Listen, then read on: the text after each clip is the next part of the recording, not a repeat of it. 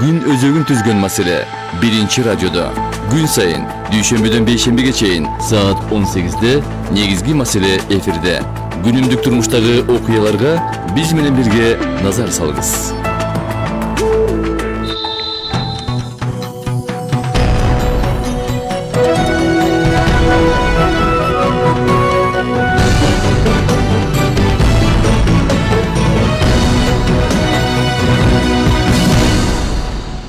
Кутман кечиңиздер менен кадырлуу угармандар, биринчи радионун эфирин негизги маселе программасы улантат. Аны мен Самат Асипов алып баруудамын.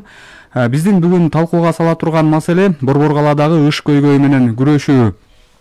Тактап айтканда, кыш жакындап, эгер алдыдагы күндөрү катуу суук түшө турган болсо, жер үйлөргө от жагылып баштайт.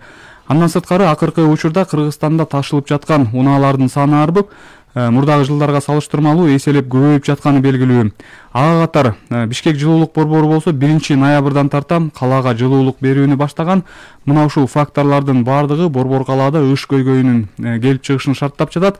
Дагы бир белгилеп кете турган жагдай, жеке мончолордо өндүрүш калдыктарын отко жагуудагы көнүмүш адат болуп келет. Мына ушул фактор дагы калаанын кара түтүн капташына салымын кошууда. Адистер мына ушул биз бүгүнкү программада адистер менен мына ушул маселени талкуулайбыз. Ал эми биздин бүгүнкү студиянын коноктору менен тааныштыра кетсем, Жаратылыш ресурстары, экология жана техникалык көзөмөл министрлигинин атмосфералык аба менен иштөө бөлүмүнүн башчысы Нурлан Шаршеев, Бишкек шаарынын мэриясынын көрктөндүрүүнү көзөмөлдөө боюнча муниципалдык инспекциясынын башчысы Медер Амангелдиев, Бишкек шаарынын мэриясынын өнүгүү жана инвестиция тартуу агенттигинин жетекчиси Курманбек Молдокулов жана ошондой эле бир аздан соң бизге айлана чөйрөнү коргоонун мыкты кызматкери эколог Нурбүбү Абдыжапарова келип кошулмакчы. Урматтуу угармандар, сиздердин эсиңиздерге сала кетсем, бизде студияда түз байланыш телефондору иштеп жатат. 0312 39 21 90 жана ошондой эле 0502 39 21 90 номерларына байланышып, сиздерди кызыктырган суроолор болсо, биздин адистерден жооп алсаңыздар болот. Саламатсыздарбы? Студиябызга кош келдиңиздер, урматтуу коноктор. Анда талкууну баштасак, мен алгачкы суроону ушул расмий өкүлдөргө Нурлан мырза сизге берейин деп турам. Мына мен жогоруда белгилеп өткөндөй эле кыш жакындап калды. Ага карата мына жаңы конуштарда от жагыла баштады, акырындан болсо дагы. Кыш келгенде адаттагыдай эле бизде ыш көйгөйү мына курч маселе болуп турат. Анан азыркы күндө ошол министрлик тарабынан сиздерде анализдер барбы? Мына ошол ноябрь айынын орто чейини ошо кыштын башталышына карата азыркы учурда ыштын мына деңгээли кандай болуп атат да Борбор-Калаада азыркы күндө? Саламатсыздар. Былтыркы жылга салыштырмалуу караганда быйыл кичине күн жылуу, андан былтыркы жыл көйгөйлөрдү жаратканга себебинен жаз айында Кыргыз Республиканын министрлер кабинетинин төрагасы Акылбек Усенбековичтин тапшырмасы менен межведомственный комиссия түзүлгөн. Анын курамына 11 мамлекеттик органдар кирген. Ошол ведомстволор аралык комиссиянын төрагасы Жаратылыш ресурстары, экология жана техникалык көзөмөл министри Медис Жусупчанович болуп шайланган. Ведомстволор аралык комиссиянын төрагасынын орун басары болсо Бишкек шаарынын мэринин орун басары Жыгалбек Жумадилович. Анткени мэрия бул жактан локомотив болуп, аларда буга чейин опыт бар болчу. Буга чейин ал комиссиянын ошо мэрия өз жетекчиси. Анан бүгүнкү күнү ошол жаздан бери 8 жыйын өттү. Ар бир жыйынга бизге тапшырма берилгенде ыштын себеби, анан чечүү маселе жолдорун чечкиле деген. Анан эң башында 40 пункт менен план түзүлүп чыккан. Ошол пландын аткарылышы боюнча ведомство аралык жыйындардын протоколдук тапшырмаларын менен бүгүнкү күнү карап чыксак, жакшы жумуштар аткарылып атат. Бүгүнкү күнү 10 болбосо 10дон ашык 15%га чейин пайызды түшүрөбүз деп кепилдик бере алабыз бул комиссиянын атынан. Кандай ыкмаларды колдонуп ушул иш алып барып атат? Эмне негизинде ушул ышты азайтабыз деген? Биринчи эле баягы изилдөөлөрдүн жыйынтыгында эң биринчи көйгөй жараткан бул частный сектордо, баягы жеке сектордун турак жайлары. Ошол алар деген мисалы тегеректе 138 түтүн үйү бар экен. Ошонун 28 миңдей газдаштырылды. Анан газдаштырылгандан кийин бир көйгөй болуп, от казандары газга өтө элек болчу экен. Ошону ал эмне үчүн дегенде, себеби баягы бир каражат керек болот экен. Анан ошо комиссиянын алкагында тапшырма берилип, РСК банк, Айыл банкка долбоор өтүп, бүгүнкү күнү 150 чакырымга чейин үйлөргө 8% менен берилет насыялар. 150 квадрат метрден ашса 12% менен берилип атат. Бүгүнкү күнү ушу жарандар от казандарын газга өткөрүп атат. Бишкек шаарынын мэриясынын өнүгүү жана инвестиция тартуу агенттигинин жетекчиси Курманбек Молдокулов. Курманбек мырза, сөздү сизден баштайлы мэриянын атынан. Анда азыркы эле суроо, ушул ыш көйгөйүнө карата Бишкек шаары азыр кандай даярдыктарды көрүп жатат? Быйылкы жылга кандай иш-чаралар планы бар? Саламатсыздарбы? Биринчиден ушул Бишкек шаары 2026 жылга чейин көрктөндүрүлгөн жана жашыл борбор шаар деп өзүнүн программасын иштеп чыккан. Ал былтыр болсо аны ушул шаардык кеңешке киргизип, шаардык кеңеш колдоп, эң негизгиси ушу Бишкек шаар жашыл шаар болуш керек деген багыт алганбыз, бейнеси. Анан кийин ошонун негизинде ал программанын тышкары биз иш чаралар планын иштеп чыкканбыз. Ал жакта ар бир ошо Бишкек шаарынын муниципалдык ведомстволору, акимияттар эмне кандай иш-аракет кылыш керек баары бекитилген. Ошонун ичинен карасак, мына быйыл 23 жылга аткара турган көп иштер бар болчу. Анын ичинде мына бизде ушу көмүр менен жаккан 22 котельный бар болчу. Бишкекте аны болсо биз толук кандуу бүгүнкү күндө газга 19 газга, 3 болсо ушул электроэнергия менен жага турган болду. Андан тышкары ушул билесиңер, Суал биздин полигон болсо чоң маселе жараткан. Түтүнгө дагы өзүнүн мындай салымын аябай эле кошкон. Ошо быйыл ошол полигондо түтүн толугу менен өчүрүлгөн.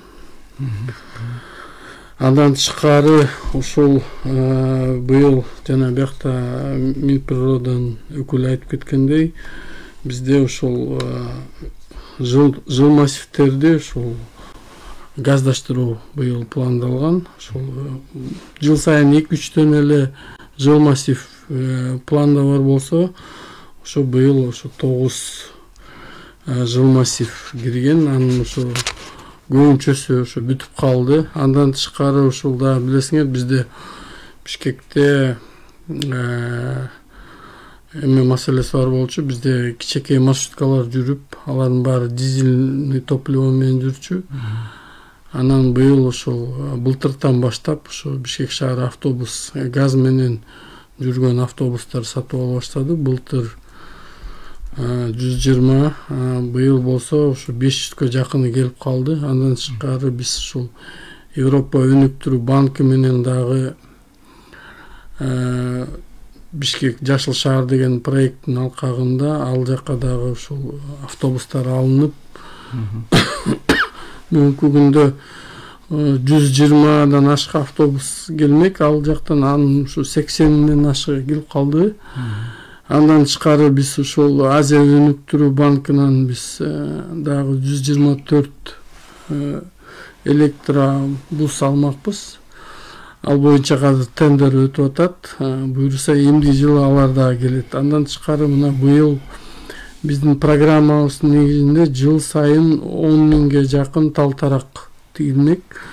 Быйыл болсо анын ошо 10.149 лиственный тигилди. Андан тышкары башка баарын кошкондо ушу быйыл ушул 40 миңге жакын Бишкек шаарында ошондой. Андан тышкары мына ирригация маселеси, каналдар маселе тазалап, ирригациялардын баарын. Андан тышкары мына быйыл Бишкекте биз ушул электротакси деп жаңы долбоор кирди. Азыр 20 эме жүрүп атат, такси жүрүп атат, бирок быйыл жылдын аягына чейин ушу дагы 100 алып келинип, эмки жыл ушу анын саны дагы көбөйтүлөт да. Андан тышкары дагы көп иш-чаралар, практический иш-чаралар бар. Анын биздин биякта коллегам айтып берет болуш керек. Мэриянын көрктөндүрүүнү көзөмөлдөө боюнча муниципалдык инспекциясынын башчысы Медер Амангелдиев.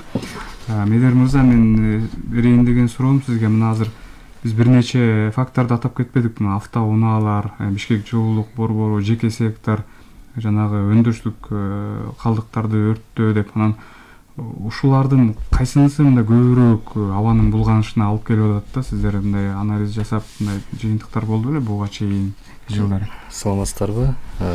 Жогоруда баягы кесиптештерим атап кеткендей, источник загрязнения деген. Бул көбүнчөсү ушу көмүрдөн чыккан ыш болот. Ошол менен дагы күрөшүү боюнча бүгүнкү күндө баягы конуштарда газдаштыруу маселелери каралып келет. Экинчиден, жана тыюу салынган заттарды өрттөө боюнча бүгүнкү күндө мына муниципалдык инспекция тарабынан Бишкек шаарынын мэриясынын шаар боюнча жана мончолордун тизмеги базасы түзүлүп, жаратылыш ресурстар экологиянын өкүлдөрү менен биргеликте бүгүнкү күндө рейдтик иш-чаралар болуп атат. Жалпысынан шаар боюнча 346 мончо болуп, алардын бүгүнкү күндө 40 газ менен иштесе, калган 234-ө көбүрү менен иштеп келет. Аларга дагы биз тараптан комиссиянын алкагында газга өтүү боюнча билдирме баракчалар таратылып атат. Андан сырткары аларда аталган баягы мончолордо тыюу салынган заттарды өрттөө боюнча дагы фактылар аныкталып атат.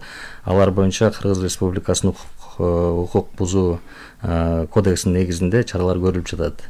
Быйылкы жылга караганда 3 жылга алып көрсөк, мисалы үчүн 2021 жылы рейдтик иш-чаралар азыраак болчу, 41 рейдтик иш-чара, бирок 58 мыйзам бузуу фактысы аныкталган.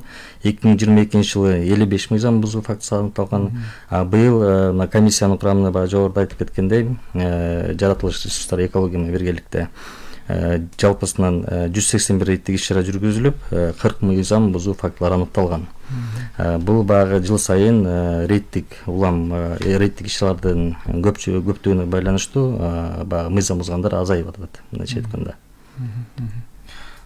Ушул мисалы мына ошол өндүрүштүк калдыктарды жагып атат деп атпайбызбы? Эгер алар ошентип факт аныктала турган болсо, мына кандай чаралар көрүнүп атат? Бир административдик бир айыппул менен эле чектелип? Ооба, бүгүнкү күндө бизде жанагы мыйзамдар боюнча жогоруда айтып кеткендей, укук бузуулар жөнүндө кодексинин 115-3 беренесинин 3 бөлүгүнө негизинде жеке жактарга 7,5 миң айыппул салынат, юридикалык жактарга 23 миң сом айыппул каралган. Андан сырткары дагы биз эскертме баракчасын дагы беребиз. Эгерде дагы кайталанса, улам келип айыппул салына берет аларга. Ушул өндүрүш калдыктарды жаккандар кайсы ошо юридикалык мындай ишканаларда болду? Бизде калдыктарды жаккандар баягы мончолордо дээрлик аз. Ама 40 бузуу фактылар деген булардын арасында жанагы өзүңүздөр билгендей жазында көзүндө ишембиликтер болуп турат. Ишембиликтердин топтолгон таштандыларды, калдыктарды дагы, жалбырактарды дагы өрттөгөн фактылар бар. Бул дагы биздин экологиябызга зыянын алып келет бүгүнкү күндө. Жалбырактарды өрттөгөндөрдүн саны мындайча айтканда центрде көбүрөөк, жана мончону андан сырткары үйлөрдү дагы жана тыюу салынган заттар менен чүпүрөп тигүү секторунан чыккан калдыктарды жаккандар булар конуштарда болуп атат. Мына могу экинчи фактор деп автоунааларды атап атпайбызбы азыр? Автоунаалардан ошол ыш көйгөйүнө таасир бере турган канчалык деңгээлде да? Алар дагы мындай олуттуу эле бир таасир береби? Айтып кетели. Мисалы, жана айтылып кетти го, автобустар келип бүгүнкү күнгө чейин 1000 жана микроавтобустарды алып кетсек, алар күнүнө 40 литрден эле дизель майын күйгүзүп өткөн. Ошондо биздин эсебибиз менен, бул жеке өзүмдүн эсебим менен 40 литр болгондо күнүн ар бир маршруткага 1000 алганда суткасына 4500 тонна булгаучу заттар чыгат экен. Анан ошондо мына микроавтобустарды жоготкондо эле бир кыш мезгилинде 817 тонна чыр жаман заттарды биз кыскартып атабыз. Мисалы автомобилдик транспорт. Анан Кыргызстан боюнча 1,5 миллиондон ашык автоунаа катталган. Анын ичинен 450 миңден ашыгы Бишкек тегерегинде жүрүп атат. Ар бирөөнүн катализатору жок, өзүңөр билесиңер, автоунаа эски болот бизде. Анан чыккан заттары именно пробка болгондо көбүрөөк чыгат да, машина баягы ылдыйкы обороттордо иштегенде. Ушул катализаторлорду текшерүү боюнча барбы иш-чаралар жүргүзүлүп атабы азыр? Катализатор межведомстволук комиссиянын ичинде алкагында тапшырмалар берилген, ошо техосмотр киргизилиш керек болуп атат. Анан кирген унааларды катализатор жок болсо киргизбегиле деп ушундай тапшырмалар, сунуштар кирип атат бүгүнкү күнү. Анан бул боюнча да иштеп чыгып атабыз да. Анткени катализатор өзү деле баягы арзан нерсе эмес экен. Ар бир жаран коюп жаңы катализатор койгон мүмкүнчүлүгү жок бүгүнкү күнү. Сиз жана канча сандагы автоунааны атап өтпөдүңүзбү? Ошонун канчасында катализатор бар же жок деп? Бүгүнкү күнгөчө техосмотр өткөн эмес, ал каралган да эмес. Көбүн бар экен, жок экенин мисалы ички иштер министрлигинин УПСМдин бөлүмдөрүнө биздин министрликтер күнүгө эле рейдке чыгып атышат. Рейдке чыкканда аны текшериш үчүн атайын жерлер керек. Алдын карап сыртынан баягы көрө албайсың. Ошон үчүн техосмотр учурунда эле аныкталат да, барбы жок экен. Бизде газоанализаторлор бар. Ошо газоанализаторлор менен текшергенде жаман заттардын нормасы көбүрөөк болсо штраф салат.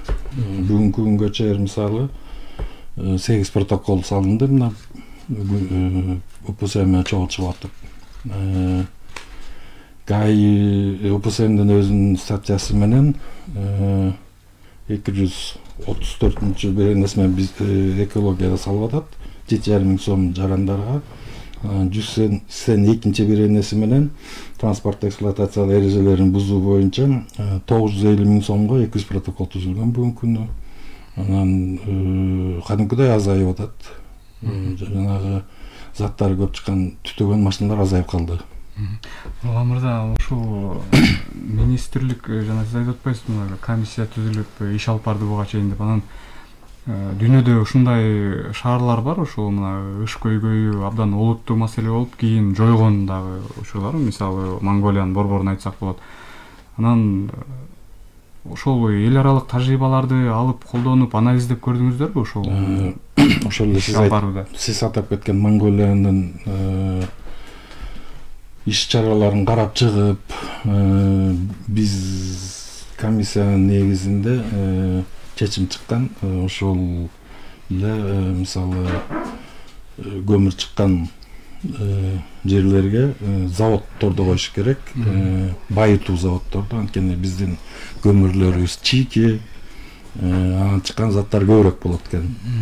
Ошонун алкагында бул Министерство энергетикага тапшырма берилген, тендер жарыяланган, ошо разрездин өзүнө фабрика курууга. Буга чейин жаз комиссия жаңы иштеп баштаганда руководство Акылбек Күсөнбековичтин тапшырмасы менен ТЭЦти газга өткөрүлүү деген тапшырма түшкөн. Анын баарын карап чыкканда технический мүмкүнчүлүк бар экен, бирок ошо Газпромдун өздөрү ошол учурунда керектүү объем газды алып келе албай калабыз дегенде, бул среднесрочныйга өтүп кетти. Анан анын алдына фабриканы салуу деп бүгүнкү күнү ошондой жыйынтыкка келдик. Курманбек мырза, мына сиз өнүгүү жана инвестиция тартуу агенттигинин жетекчиси шаардын. Бул бөлүм ушул атайын ушул маселе менен күрөшүү үчүн негизги басым ушуга жасалабы, же бул ыш көйгөй менен күрөшүү сиздердин бөлүмдүн ишинин бир бөлүгү катары эсептелеби? Биринчиден бизде болсо ушу Бишкек шаарынын болгон программалары кандай багытта кетет, ошонун ичинде экология маселелери дагы бизге карайт. Ал боюнча ошол биз жана мен башында айтып кеттим, ушу Бишкек шаары өзүнүн программасын иштеп чыккан, аякта иш-чаралар иштелип чыккан. Ошол иш-чаралар кандай жүрүп атат, толук жүрүп атабы деп, анан биз болсо ошол биздин агентство мониторинг жүргүзөт программанын аткарылышы боюнча. Ошол боюнча биз маалымат алып турабыз. Андан тышкары биз ошо инвестиция тартуу боюнча акыркы ошол биздин койгон багыттарыбыз, кадамдарыбыз бул ошол азыркы келип аткан биздин эл аралык өнөктөштөрдөн келип аткан каржы булактарды биз ушул жака бурганга аракет кылып атабыз. Ушул жака акчаны азыр болсо Дүйнөлүк банк менен Кыргызстанга 50 миллион доллар берилип атат. Анын ичинен 39 миллиону ошо биз Бишкек шаар алып атабыз. Ал болсо жанагы ушу Бишкекте жыл массивтерге жана биз дагы альтернативдүү түрлөр бар го, отоплениянын ошондой киргизип алып деп атабыз. Бул газ эмес, бул жанагы эме менен иштей турган суу менен обогревать этет го, ошондой 39 миллион.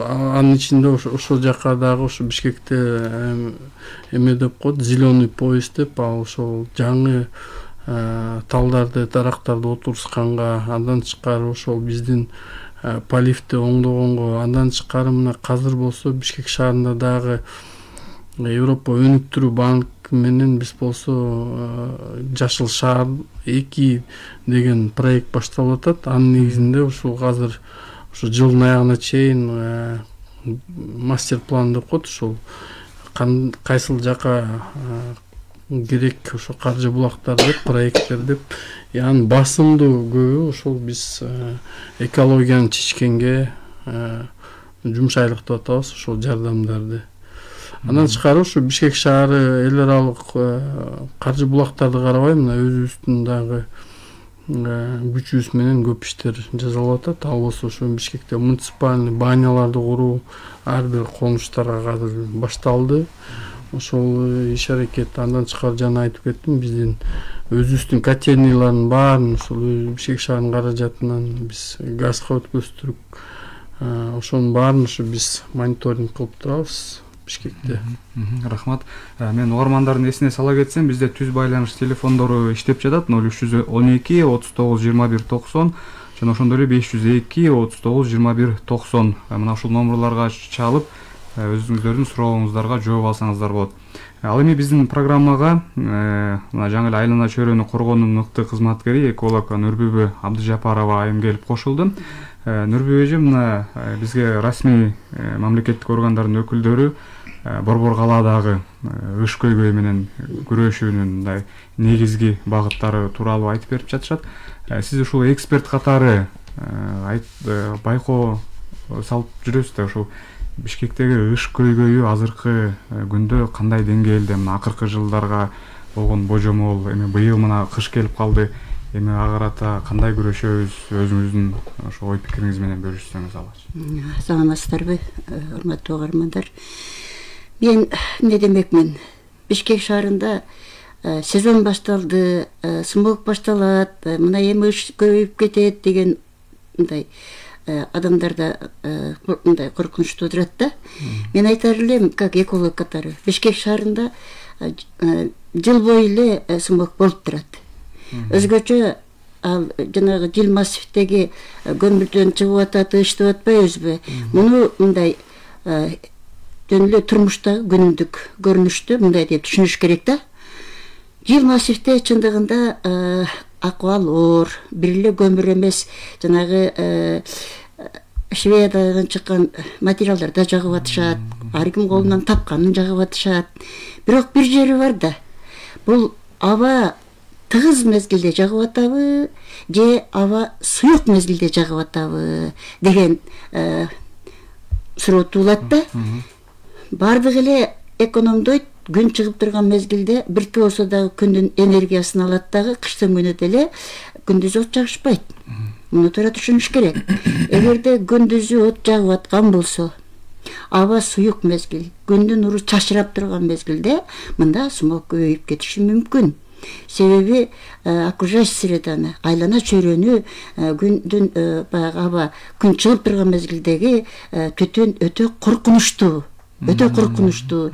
Жан жаныбарларга дагы, адамдарга дагы бул аябай кесепетин тийгизет. Мен айтар элем, бул баягы өтө эле бай эмес, орто жашаган, керек болсо аз камсыз болгон үй бүлөлөр жыл массивдерде жашап атат деп түшүнөлү. Маны жашырып эмне кереги бар? Булардын баардыгы эле күндүзү от жакпайт. Булар кечиндеси баягы күн батып баратканда койку үшүп кетпесин бала чака деп от жагып башташат. Бул түтүндүн зыяны жок. Мен как эколог, такыр жок деп айтсак болобу? Эколог эксперт катары айтайын. Себеп күн баткандан кийин аба тыгыз болот. Суюк эмес. Бул жерде түтүн атмосферный циркуляцияга чыгып кеткенге мүмкүнчүлүгү бар. Айлана чөйрөнү булгабайт. Бул илимий түрдө изилденген. Ал эми күндүзү Бишкек шаарында эмне орчундуу болуп атат? Соляркадан чыккан түтүн өзгөчө жанагы бойлору 1 метрге чейинки, 1,20, 1,50, 1,30га чейинки жаш балдарга өтө зыян. Өтө коркунучтуу смог бул жанагы соляркадан чыккан түтүндөр. Мына мэриянын өкүлү отурат, Бишкек шаарынын мэриянын өкүлү мэрге жеткирет деген ойду айтып атам. Бишкек шаарындагы оор жүк ташыган машиналарды шаарга киргизбеш керек. Себеби шаардын калкы жашап атат. Калктуу пункттарга солярка менен жүргөн машиналар тыюу салынган. Бул биздин оондун Стокгольмский конвенциясында атайын иш-чара болуп каралган. Диоксин деген өзгөчө туруктуу булгагычтар. Стойкие органические загрязнители. Муну менен 176 мамлекет буга каршы иштеп атат. Биздин Кыргызстанда буга иш-чара боло элек. Бир эле Бишкек мэриясында эмес, Кыргызстан боюнча боло элек. Мына ошо калктуу пункттарыбыздын, мисалы үчүн Токтогул районуна кетип атканда, Токтогулдун так ортосунан өтөт да, оор жүк ташыган машиналар. Булар деген абаны аябай катуу булгайт. Мунун зыяндуулугу диоксиндер абаны бир эле жөнөкөй эле булгап эле тим болбостон, бул абаны булгайт. Абада жанагы айтпадымбы, бою кичинекей балдарга өтө зыян, алар ошо менен дем алып калат. Дем алып отурат. Азыр биз аны токтотконго мүмкүнчүлүгүбүз жок. Экинчиден, бул соляркадан чыккан түтүн өтө оор болот дагы, анан чөптөргө жабышат. Ал чөптү биз тоют кылабыз. Мына тоют кылабыз дагы, ал чөптү мал жейт. Малдын май клеткасындагы диоксиндер бул адамга канча адам ошол малдын этин бышырсын, малдын этин аябай куурусун, курдак кылсын, мейли жөнөкөй бышырып жесин, бул өлбөйт. Ошол малдын этинин май клеткасында диоксиндер жашай берет. Мунун зыяндуулугу чоңдорго дагы, балдарга дагы зыяндуулугу ошол тамак менен кирет дагы, адамдын май клеткасында жашай берет. Мунун терс таасирлери өмүрдү кыскартат, эске тутууну начарлатат, анан өпкө, боорлорго, ички организмдерге терс таасири абдан ар бир секунд сайын тийип турат. Мына ушундуктан мен айтар элем, Бишкек шаарындагы оор жүк ташыган машиналарды жок дегенде мына Чуйскийден, Жибек жолунан, жанагы Ден Сяопин көчөсүнөн алып ташташ керек. Такыр запрет этиш керек, мораторий киргизиш керек. Айланма жол менен жана эмне деп коебуз, объездной деп коюшат го. Ну, объездной жолдор менен кирсин. Мына дүйнөлүк практикага карасак, Стокгольм шаарында 40 километр калганда солярка менен жүргөн машиналар токтолот. 40 километр жерде токтойт, атайын тосму бар. Ошол жерден бензин менен, газ менен, электроддор менен, электрон жана аккумулятор менен жүргөн машиналарга жүктөлүп кетет. товарды токтотот. Себеби мамлекеттин кызыкчылыгы ошол жерде Стокгольм шаарындагы жашап аткан населенияны сактап калыш керек диоксиндерден. Бул өтө өзгөчө туруктуу булгагычтар. Азыр сөздү да улайбыз. Мен ушул суроого жооп албай атам мэриянын өкүлдөрүнөн. Ушул солярка менен жүргөн унааларга эми каршы күрөшпөйбүз го, ушунун санын кыскартып, ушул борбор калаадан азайтууга болобу? Сиз жооп бересизби? Ошо комиссиянын алкагында жана иш-чараларда бул маселе көтөрүлгөн. Туура айтып кетти эжебиз. Жанагы автомобилден чыккан заттар PM2,5 деп коет. Бул аябай туруктуу нерселер, бул чыгып кетпейт. Адамдын ичинен чачтан ичке болот экен, анан орусча айтканда накопление кетет экен.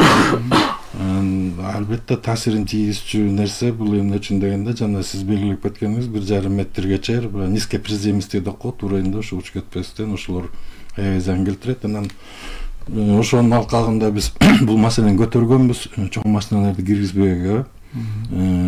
Ошонун бүгүнкү күнү мына өзүңүз көрүп атасыз. Аракеттер кылат, мисалы мусарды чыгарчу унааларды күндүзгүсүн токтотуп койду, түнкүсүн чыксын деп чоң машиналарды жана дизелде жүргөн ошонун алкагында дизель менен жүргөн автоунааларды сыртка чыгарып, анткени туура айтып кетти, дизелдики бул өтө оор болот. Маршруткалардын баарын сыртка чыгарабыз деген план бар. Анан газ менен жүргөн автобустар келип атат. Мисалы ошол автобустарды 2024-жылдын апрель айына чейин Кудай буйрса 1500ге чыгат саны, анын ичинде 120 электро болот автобустар. Анан ошол автобуска биздин элибизди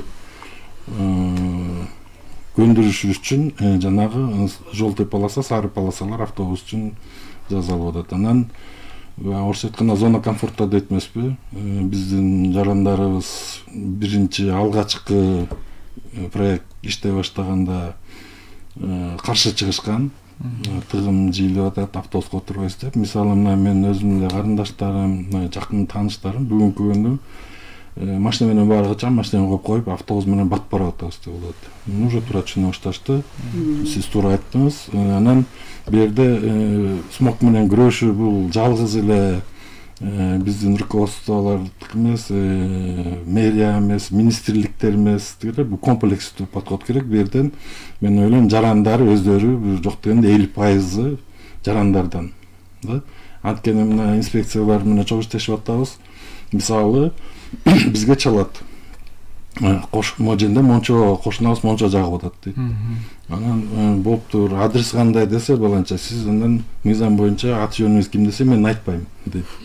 Эмне үчүн айтпайсыз десе мен ал кошунам дейт. Ушул бул патриоттук чувство эмес, сезимдер эмес. Ошон үчүн биз элибизге да кайрылып кетет элек, баягы өзүбүздөн баштайларбыз. Ошол эле унага отуралы автобуска, унаны токтотуп кол, ар биринде эски 2-3 машина бар, анын баары билет. Азыр машинаны баягы мурункудай эмес да, бир айылда 2 машина болсо, бүгүнкү күнү бир короодо 2 машина болот. Жыйын тыгымдарды өзүңөр көрүп атсыңар. Мына биз бияка келгече эле 1 саат 2 саат мурун чыгабыз. Эжебизге чыгып келди. Келгенден коерго жер жок. Ошонун алкагында станкаларды жана хаотичный станка болот го, елка коет эле, ошонун баарын жокко чыгарып атабыз. Эвакуаторлор иштеп атат. Буга да каршы чыккандар көп. Жана Нурбек эже бир кызыктуу фактын айтып кетти.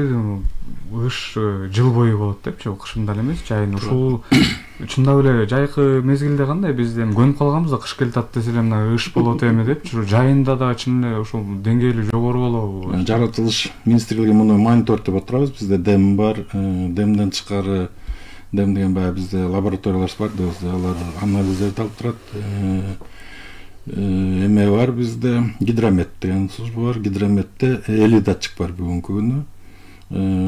Андан тышкары Мувгрин деген неправительственная организация бар. Анда 33 датчик бар. Анан белгилеп кетчү нерсе, биздин бүгүнкү датчиктерибиз чаңды деле көрсөтө берет.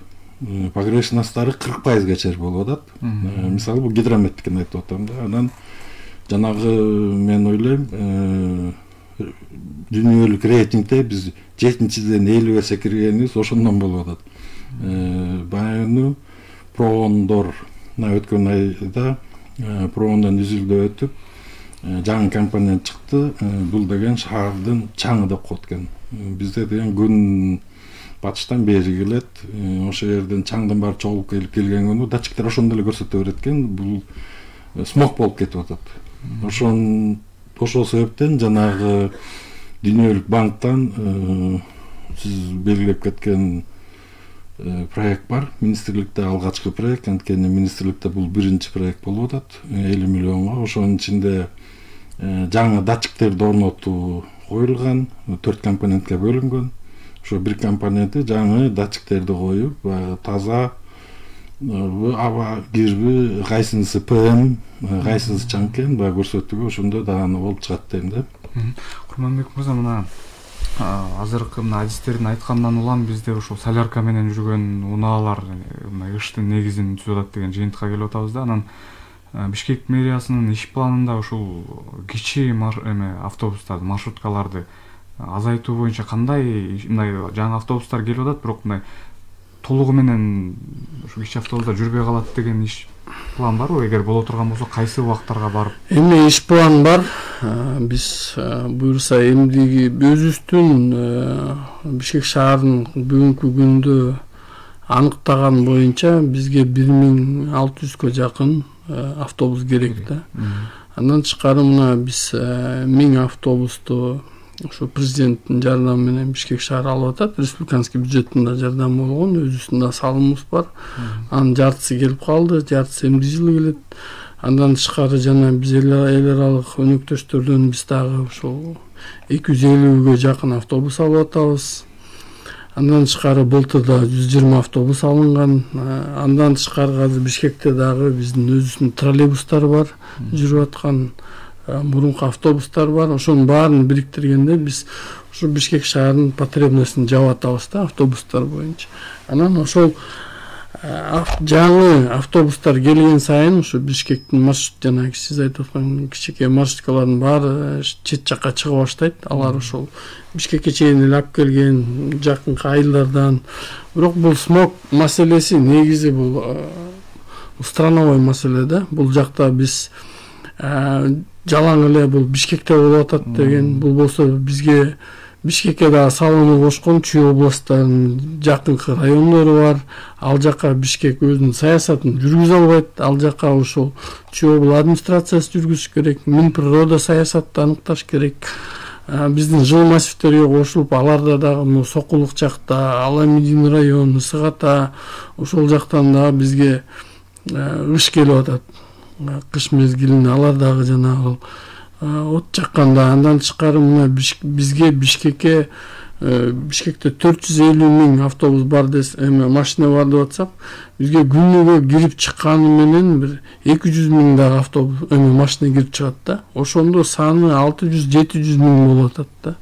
Анан мунун баарын ушу Бишкек шаары өзү чечиш өтө кыйын болот. Бу жерде ошо Минприрода, Министерство внутренних дел, Чүй областынын администрациясы, Бишкек ушу баары чогуу иш-чара алып барыш. Бирок азыркы күндө ушу Бишкек шаарында ушул буюрса ушул жаңы ыкмалар менен иштеп, жаңы көйгөйлөрдү чечкен жолдорун таап атабыз. Мен ойлойм ушул дагы бир эмди жылдан баштап бул маселе дагы кичине жеңилдей баштайт. Эми жыл сайын 30-40%ке азайтабыз деген бул жомок болуш керек, бирок ушу бир 5-10%тен азайтсак дагы бул жакшы салым болот.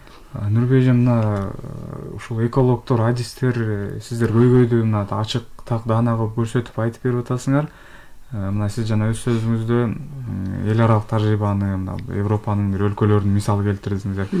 Бирок бизде андай шарт жок азыркы күндө, баардык машинаны токтотуп сала тургандай. Анан ушул экологдор кандай кеңеш, сунуштама берип атасыңар биздин ушул бийлик мамлекеттик органдарга, ушул ышты азайтуу боюнча бир конкреттүү сиздерде барбы сунуш, иш планда? Бизде сунуштар буга чейин болуп келди. Ошо бул мэрге азыркы кеткен мэрден мурунку мэрлерге мен дайыма барып жүрдүм. Бул боюнча өзгөчө мына Бишкек шаарында этажный үйлөр көп да. Эскилери дагы, жаңылары дагы. Ушулардын балкондору бош эле турат да. Анан жанагы тюшный язык деп коюшат. Эми бул жеңенин тили деп кыргызча ат коюп алышыптыр. Бирок ушул гүлдү ар бир балконго өстүрсө деген сунушту айтат элем. Ар бир балконго. Мен үчүн айтып атам, жанагы тиги Бишкек шаары бир эле от жаккан сезондо эмес, круглогодичный эле түтүндүн ичинде туруп атат деп. Мына солярка менен жүргөн автоунаалардан тышкары бензин менен жүргөн машиналардын дагы зыяндуулугу өтө көп. Себеби жана катализаторлорун алып таштап, 5000 сомго сатып ийип кызыкчылыгын ойлоп. Мына адамдын автоунааны мингенге, автоунааны башкарганга аң сезими жетип аткандан кийин ошол мына башкаларга зыяны тийген жокпу, буга дагы ойлонуп коюш керек да. Бул бензинден чыккан түтүндөр булар деле соляркадан чыккан түтүндөй эле таасир тийип атат. Себеп булар деле күндүзү жүрүп атпайбы? Күндүзү жүргөндөн кийин бензинден чыккан түтүн абага атмосферный циркуляция менен өйдө көтөрүлүп кетет деген ойдон алысмын. Мына ошон үчүн биз мэриянын бир гана иш чарасын көрдүм. Мына бул көчөгө можжевельниктерди тигишти, колоновидный туяларды тигишти. Бул жакшы көрүнүш. Бул алгылыктуу мен ойлойм, даже ошо кеткен мэр тиксе керек, менче, азыркы мэр тиктиби, мурунку мэр тикти да. Ошо кетип аткан мэрге абдан алкыш айтыш керек. Себеби ошо киши планга киргизип, ошо шаардын экологиясына биринчи салым кошкон эки эле киши болду. Биринчиси мэрлерден жанагы Түлөев деген азаматыбыз, Нариман Түлөев деген живой изгороддерди колго алды. Андан кийин Иса Өмүркулов мэр болуп калды. Бул киши дагы ал кишинин живой изгороддерин уландырды да. Бул абдан жакшы көрүнүш да. Бул ошо смог менен күрөшүүнүн бирден бир тажрыйбасы ушул болду да. Мындай иш планы ушул болду. Андан кийин элдин салымы жок. Эгерде элдин салымы болсо, бул эми көп болсо бир маал суу куят. Эртең менен ишке баратканда эле ошо гүлдөргө суу куюп коет да. Ар бир балкондо жанагы бул түтүндү жутуп ала турган, кычкылдарды жутуп алып тура турган гүлдөрдү көбөйтүп жиберсе, бардык балкондорго, бул жыл бою күрөш болот эле. Экинчиден, кыштын күнү мына бул быйылкы тигилген туялар менен колоновидный туялар тигилди, абдан кымбат, жакшы туялар тигилди. Бул жакшы көрүнүш. Ушул туяларды бардык жерге тигиш керек. Можжевельник дагы шаардын көркүн анча жакшы кылбай коет. Себеби можжевельникти дайыма эле уход кылып отуруш керек, ага эч ким уход кылганга жетишпейт. Бул двойной иш болуп калат. Эми ошонун анча-мынча разница акчасынан көздү жумуп эле туя тиккен жакшы, шаарыбыздын жакшылданганына. Мен бул сунушту ушу 2013 жылдан бери берип келатам. Экинчиден, мен бир гана сунушум четке кагылды мэрдер тарабынан. Жанагы берки жигитибиз бар го, Курбан айт деген, курман болсун айтыңар деген иш бар го. Азиз Рахматов. Мына ушу жигит жакшы кабыл алды, жакшы укту, бирок четке кагып койду. Ата мекендик өндүрүштү колдойлу дейбиз. Эмне үчүн биздин электроавтобусубуз чет мамлекетке экспортко кетип атат? Муну Карабалтада чыгарып атышат. Муну кымбаттап атышат.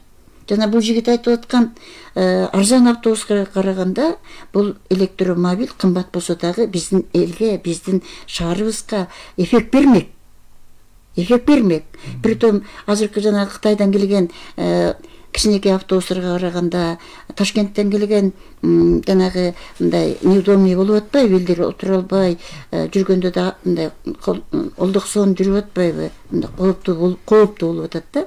Мына аларга караганда бул эл аралык стандартка жооп берген автобус. Мен интернеттен да окуп атам, ошол өндүрүшчүлөрдүн өзүнө да бир жолу жолукканмын. Эмне максат менен? Бул кишилер дүйнө жүзүнө салым кошуп атышат да. Өзүбүздүн Кыргызстандын ата мекендик өндүрүшү биздин Кыргызстандан чыгат. электро автобустар. Мына ошо Сурахматовдун убагынан бери ушул автобус биздин баягы же жогорку кеңештегилер да көңүл бурбай атабы, же болбосо баягы бир интерес деген бир жаман адатыбыз бар. Ошого тигилер интерес чыгарып бербей жатабы, айтор ушул автобусту албай жатышат. Эгерде ушул автобусту алганда Бишкек шаарында сумок алда качан азаймак, көбөйүп атат. Анан жанагы катализаторларды строго текшериш керек. Катализатору жок машинаны көчөгө жүргүзбеш керек. Дагы биз ой моңча Бишкекте машина көп болуп кетти деп сүйүнүп атабыз. Сүйүнбөй эле койсок болот. Биз деген Германиянын, Польшанын свалкасына айланып баратабыз. Ал жактан биз заводской катализатору бар, ошо талапка жооп берген, экологиянын талабына жооп берген машиналарды алып келген жокпуз. Биздин машина ташып аткандар алардын көчөгө жүргөнгө болбойт. Мындан түтүн көп чыгып атат. Уже мөөнөтү бүттү деп чыгарып койгон машиналарды биз ошо 6.000-7.000 $7.000 аларга кайра алардын ыргы тийгенин биз сатып алып келип атабыз. Мейли 2.000 болобу, $3.000 болобу турабы? Бул арзанына кызыкканыбыз менен биз абанын булганып аткан баягы жыл бою булгап аткан ушу автоунаалар болуп атат. Ошон үчүн автоунааларга катализаторду абдан буга президентибиз дагы, өкмөтүбүз дагы, Минкабтын төрагасы дагы, анан депутаттарыбыз дагы буга абдан катуу киришиш керек. Рахмат Нурбек. Медер мырза, сизге сөз берейин атам. Мына азыр ыш менен күрөшүүнүн негизги ыкмаларынын бири көрктөндүрүү, жашылдандыруу. Мына эжекебиз айтып кеткендей, ушул жашылдандыруу азыркы учурда кандай деңгээлде? Муниципалдык инспекциянын негизги милдети бул негизинен баягы менчиктерине карабастан жеке жана юридикалык жактардын санитардык ченемдерин шаардагы көзөмөлдөө болуп эсептелинет. Ошонун алкагында, бул жашылдандыруунун алкагында бүгүнкү күндө ар бир жана чарба субъекттери менен иш алып барылып атат. Өздөрүнө тиешелүү 10 метр жерлерди бүгүнкү күндө тазалыгын эле сактоосун эмес, жана көрктөндүрүүсүн дагы өрттөндүрүү жагынан дагы бүгүнкү күндө биз эскертме баракчаларын таратып атабыз. Аны биздин мэрияда Бишкек зеленхоз бар, жашыл чарбасы, алар менен биргеликте иш-чараны жүргүзүп атабыз. Толуктап кетсем болобу ошол сиздин сурооңузга, эми жашылдандыруу боюнча кандай иш жүрүп атат деп. Менде маалыматтар бар. Ошол быйылкы жылдын 1-октябрына отурулган эмелер, мына 10.000ден ашык лиственный талдар отурускан.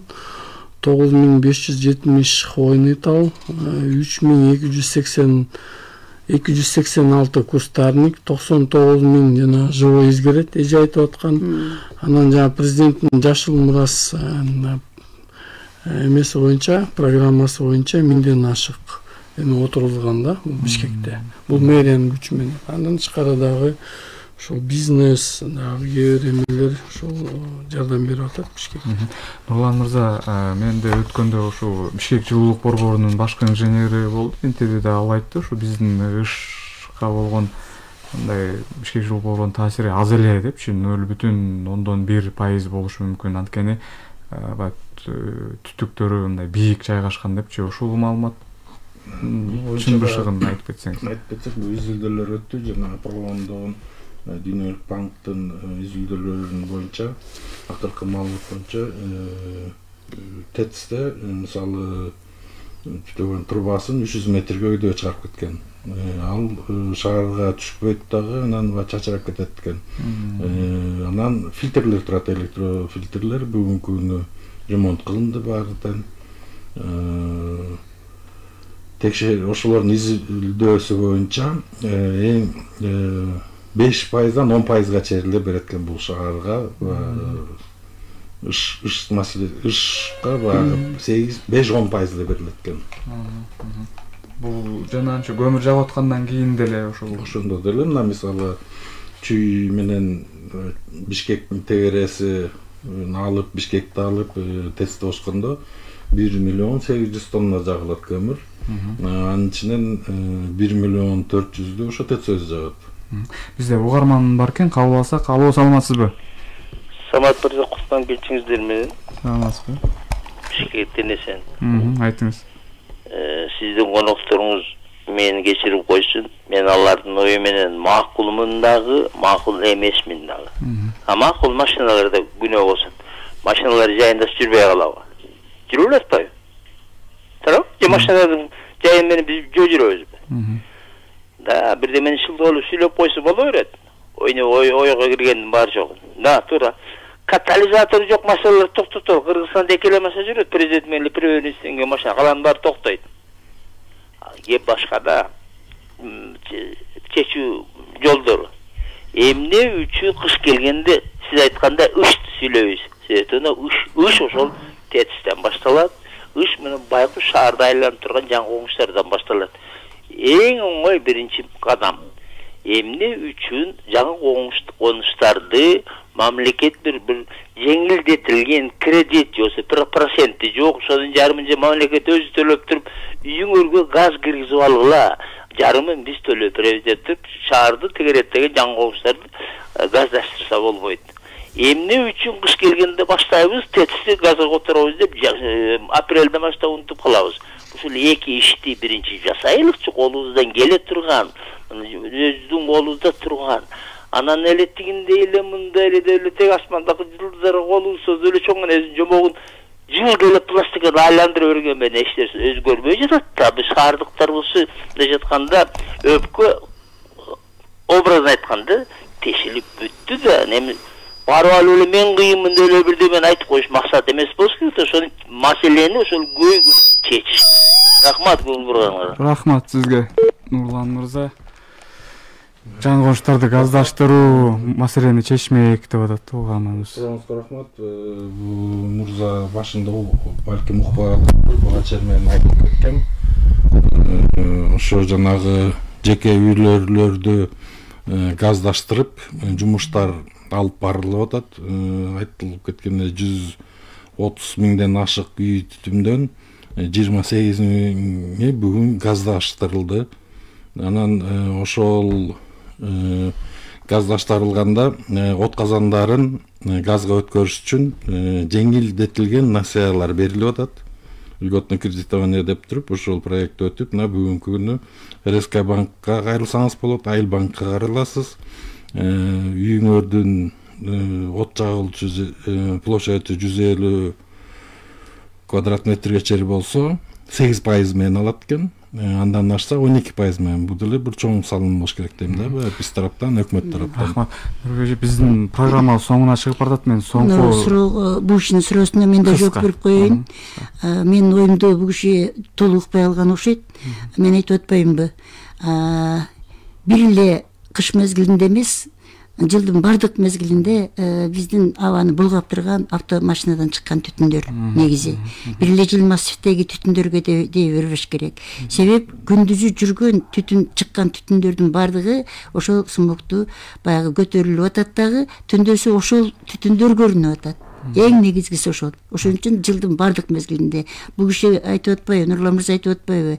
Бизге фильтрлер коюлду, анан кийин тиги түтүндү үйдө көтөрүп, турбаны үйдө көтөрүп койдук деп.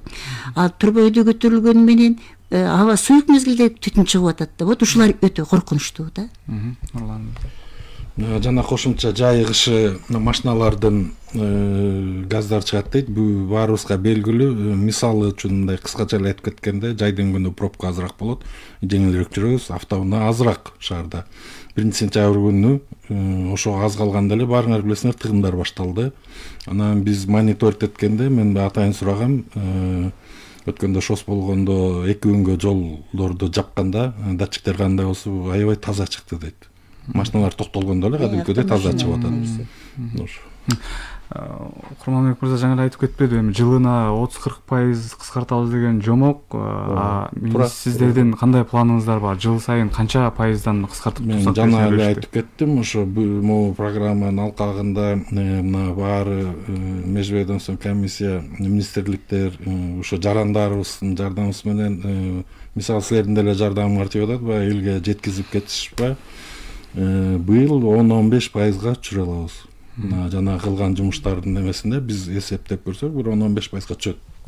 Нурбай акыркы сөз сизде. Мына Нурбай эже мына кыш келтат, ыш бар, көйгөй бар.